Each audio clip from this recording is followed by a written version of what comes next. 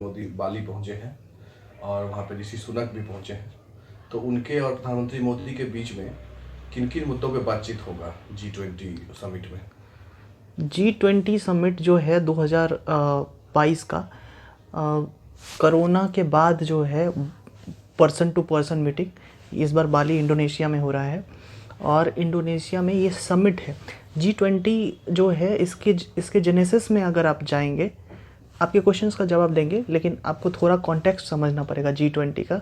G20 के context genesis के बारे में समझिए तो इसका पैदाइश G7 को सबसे पहले थोड़ा देखना पड़ेगा कि G7 कैसे जो है वो क्या है। G7 जो है एक ग्रुप है डेवलप्ड कंट्रीज़ का, डेवलप्ड इकोनॉमीज़ का।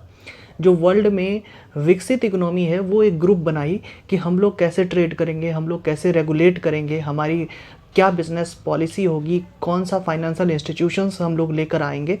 इससे G7 बना। फिर बाद में रसिया जब इसके अंदर इंक्लूड हुआ तो वो G8 हो गया। लेकिन क्राइमिया के इशू के बाद रसिया को G8 के इस ग्रुप से हटा दिया गया और G8 जो है फिर G7 बन गया। अच्छा, G7 या G8 जो है ये सारे जितने G आपको दिख रहे हैं ये सारे जो हैं फाइनेंशियल इंस्टीट्यूशंस की तरीके का है कि मतलब व्यापार जो है उसके मुख्य केंद्र में है। व्यापार के ही कारण सारे के सारे लोग जो हैं एक समिट पे जो है वो अटेंड करते हैं, एक दूसरे से मिलते हैं। मतलब अगर आप एक वर्ड में कहें तो व्यापार केंद्र में। तो क्या हुआ कि बाद में जब 1999 का क्राइसिस हुआ, फाइनेंशियल क्राइसिस, तो उसके बाद डेवलप्ड कंट्रीज़ को ये लगता है 1999 के अंदर कि हमारी तो इकोनॉमी क्रैश कर रही है, हमारी इकोनॉमी नीचे जा रही है। लेकिन ऐसा क्या है कि साउथ एशियन कंट्रीज़ या एशियन इकोनॉमीज़ को देखा जाए तो इसकी इकोनॉमी जो है अप में जा रही है।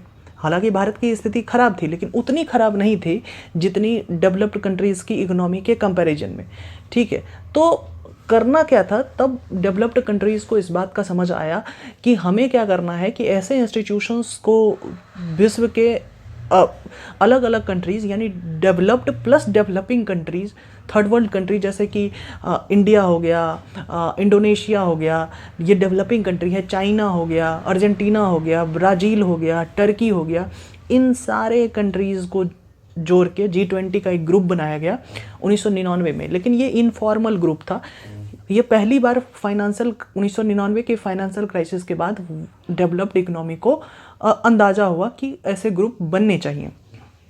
लेकिन जब फॉर्मल मीटिंग जो है 2008 की क्राइसिस के बाद जो है वो स्टार्ट होता है। 2008 में वर्ल्ड में बहुत बड़ा क्राइसिस आया, फाइनेंशियल क्राइसिस। उसके बाद जो है G20 की जो है वो अहमता महत्ता वो समझ में आती है। और यही बात आपको देखने को भी मिलेगा बाली की G20 समिट के थीम में। बाली की G20 समिट का थीम है कि रिकवर टुगेदर, रिकवर स्ट्रॉन्गर। मतलब कि कोरोना महामारी के बाद जब पूरे विश्व की इकोनॉमी जहां ध्वस्त हो चुकी है, उन सारे इकोनॉमी जो है हम लोग सब मिलके आएँ, उस इकोनॉमी को रिकवर करें, हम लोग सब मिलके स्ट्रेंथन हों।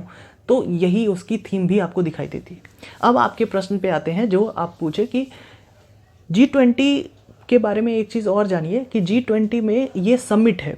समिट में क्या होता है कि हर एक देश के जो भी इसके मेंबर कंट्रीज़ हैं उसके सारे के सारे जो उच्च ऑफिस के लोग हैं वो सारे मिलते हैं। तो भारत की तरफ से नरेंद्र मोदी जी हैं और यूके ने अभी भारतीय मूल के पीएम को चुना है, ऋषि सुनक। तो ऋषि सुनक भी अपने देश से इस समिट में पहुंचेंगे। तो इन दोनों की मुलाकात यहाँ होनी है। लेकिन एक चीज़ और भी आप समझ लेंगे कि कभी कभार आपको न्यूज़ में देखने को मिलेगा G20 के गवर्नर मिले, ठीक है, फाइनेंस मिनिस्टर मिले। तो G20 का इसके अलावा भी 2 अलग मीटिंग होता है जिसमें कि फाइनेंस मिनिस्टर साल में 2 बार मिलते हैं और RBI के गवर्नर मिलते हैं। ठीक है, जो 20 कंट्रीज़ के जो हैं, क्योंकि फाइनेंशियल स्टेबिलिटी वर्ल्ड में बनी रहे, इसी कारण से ये मिलते हैं। ये बातें क्लियर है। अब आपको बात करते हैं जब नरेंद्र मोदी की मुलाकात होगी ऋषि सुनक से। देखिए, Rishi Sunak as a person को मत देखिए, आपको देखना पड़ेगा कि इंडिया और यूके के बीच क्या बातचीत होनी है। देखिए, इंडिया और यूके के बीच जो है 3 मुद्दों पे बातचीत होनी है। पहला कि भारत चाहता है कि हमारे देश के लोगों को, जो स्टूडेंट हैं, जो बिजनेसमैन हैं, उसको वीज़ा में जो है वो ईज़ पैदा करे यूके। जो हमारे देश के बहुत सारे बिजनेस हैं वो यूके के अंदर तक पेनिट्रेट करे। उच्च शिक्षा जो है स्टूडेंट्स को मिले, इसलिए वो यूके जैसे के अच्छे से इंस्टीट्यूशंस में पढ़े। लेकिन वहीं यूके इस बात के लिए तैयार नहीं है। एक स्वेला ब्रेमन करके महिला है जो यूके की मिनिस्टर हैं, और हाल ही में भारत और यूके उसी तरीके का एफटीए साइन करने वाला था। एफटीए मतलब फ्री ट्रेड एग्रीमेंट, जो भारत ने यूएई के साथ साइन किया, ऑस्ट्रेलिया के साथ साइन किया।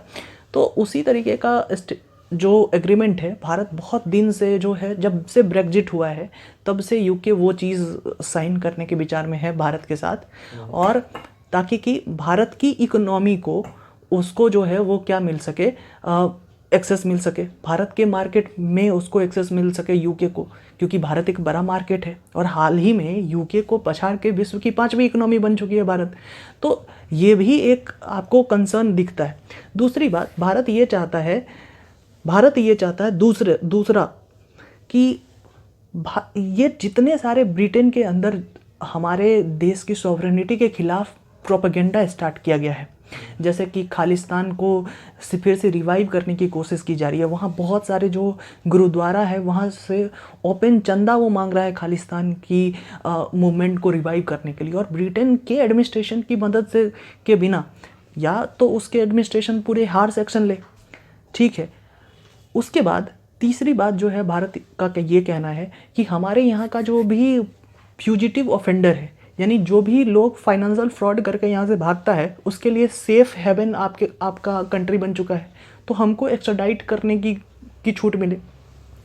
ऐसा ना हो कि हमारे और आपके बीच में अगर नीरव मोदी, माल्या जैसे लोग आपके यहाँ हैं, तो हम कैसे फेयर निगोशिएट कर पाएंगे आपसे? ठीक है। तो स्वेला ब्रेवमैन जो महिला है, उसका ये कहना था कि अगर हम भारत से फ्री ट्रेड एग्रीमेंट करेंगे तो भारत के बहुत सारे माइग्रेंट ब्रिटेन में इन्फ्लक्स होगा, और ये ब्रिटेन की इकोनॉमी के लिए ख़राब है। भारतीय यहाँ आते हैं, अभी हाल ही में जो दंगा हुआ है क्रिकेट मैच के बाद ब्रिटेन में, उसका भी आरोप भारतीयों पे लगा कि वहाँ की जो मिनिस्टर है वो लगाई कि ये रेडिकलाइजेशन जो है इंडियंस आके फैला रहे हैं, जबकि बात पूरी उलट है, ठीक है। लेकिन इन सारे चीज़ों के बीच जो है हमको सेलिब्रेट करना चाहिए ऋषि सुनक को इस हाईएस्ट ऑफिस पे पहुंचने के लिए। कारण ये है कि आपको यहाँ ब्रिटेन की डेमोक्रेसी का भी जो है एक मूल चीज़ दिखता है कि ब्रिटेन की डेमोक्रेसी इतनी परिपक्व है कि बाहर से आए हुए किसी माइग्रेंट्स को वो हाई ऑफिस तक पहुँचा रहा है, ठीक है। हमने तो अपने यहाँ सोनिया गांधी को उस ऑफिस तक नहीं पहुँचने दिया।